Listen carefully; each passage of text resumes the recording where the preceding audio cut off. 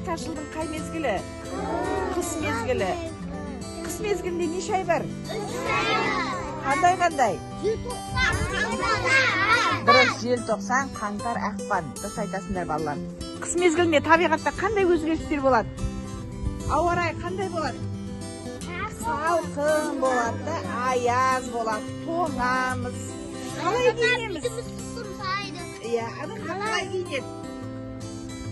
Қалың киімдеміз. Қолғап киеміз, иә.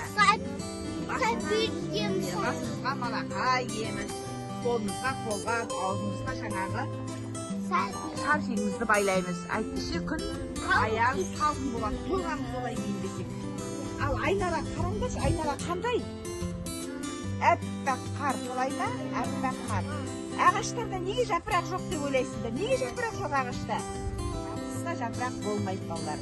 Қыста ағаштарды міне ақ қырау басады. Көрінген ақ қырау басады. Айналаның бәрі әппақ. Қыста жаңағы ағаштарды ақ қырау басады екен.